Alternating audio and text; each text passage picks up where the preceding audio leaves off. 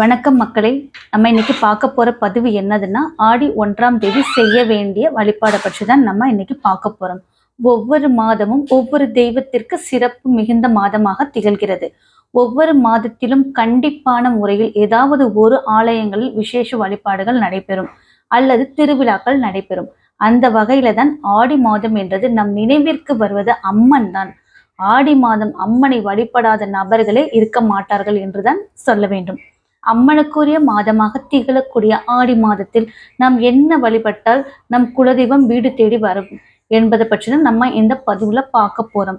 ஆடி மாதம் என்றதும் நம் நினைவிற்கு வருவது அம்மன் ஆலயங்கள் தான். அம்மன் ஆலயங்களில் அம்மனுக்கு பிடித்தமான அனைத்து விதமான செயல்களையும் செய்வார்கள். பல ஆலயங்களில் ஆடி மாதத்தில் கூழ் பூவார்க்கும் பழக்கம் உள்ளது. அதே போல் பல ஆலயங்களில் ஆடி மாதத்தில் திருவிழாக்கள் நடைபெறும். பூக்குழி மிதித்தல், கரகம், பூத்தட்டு என்ற பல திருவிழாக்கள் நடைபெறும். அவ்வளவு சிறப்பு மிகுந்த இந்த ஆடி மாதத்தில் நாம் செய்யக்கூடிய ஒரு எளிமையான பரிகாரம்தான் நம்முடைய குலதெய்வத்தை நம் வீட்டிற்கே அழைத்து எப்படி நம் வழிபடுவது என்பதுதான் நம்ம பார்க்க போறோம். குலதெய்வம் யாருடைய வீட்டிலும் நிரந்தரமாக இருக்காது.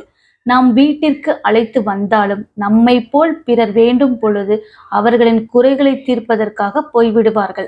அதனால்தான் தினமும் குலதெய்வத்தை வழிபாடு செய்ய வேண்டும் என்று சொல்லப்படுகிறது. அப்படி தினமும் நாம் வழிபாடு செய்தால் நம்மை அனுதினமும் நினைக்கிறார்கள் என்று கூப்பிட்ட குரலுக்கு ஓடோடி வருவார்கள் குலதெய்வம். அப்படி ஆடி மாதம் 1ஆம் தேதி நாம் செய்யக்கூடிய ஒரு எளிமையான வழிபாடு. இதற்கு வேறு ஒன்றுமே தேவையில்லை. அம்மனுக்கு மிகவும் பிடித்தமான வேப்பிலை ஒன்று இருந்தால் போதும். ஆடி மாதம் 1ஆம் தேதி ஜூலை 17ஆம் தேதி பிறக்கிறது. அன்று காலையில் பிரம்ம முகூர்த்த நேரத்தில் வேப்பிலையை எடுத்து உங்கள் வீட்டு நிலைவாசலில் ஏதாவது ஒரு இடத்தில் வைத்து விடுங்கள். வேறு எதுவுமே நீங்க செய்ய வேண்டாம். இப்படி நீங்கள் வைத்துவிட்டு வீட்டில் விளக்கேற்றி வழிபாடு செய்வதன் மூலம் குலதெய்வம் உங்கள் வீட்டிற்கே வருவதோடு மட்டுமல்லாமல் அந்த வருடம் முழுவதுமே உங்களுக்கு அனைத்து விதமான நன்மைகளையும் வழங்குவார் என்று சொல்லப்படுகிறது. சாதாரணமான ஒரு வேப்பிலைக்கு இவ்வளவு மகிமையா என்று யோசிக்காதீர்கள். இந்த வேப்பிலை அம்மனின் அம்சம் பொருந்தியது. நோய் எதிர்ப்பு ஆற்றலை தந்து கிருமிகளை அழிக்கக்கூடிய ஒன்றாக மருத்துவ ரீதியாக கூறப்படுகிறது. அதனால்தான் எந்தவித தயக்கமும் இல்லாமல் வேப்பிலையை நம்முடைய வீட்டில் வைத்து குலதெய்வத்தின் அருளையும் அதே சமயம் உடல் ஆரோக்கியத்தையும் பெற்று நலமுடன் வாழ முடியும். இந்த வீடியோ உங்களுக்கு பிடிச்சிருந்தா ஒரு லைக் பண்ணுங்க.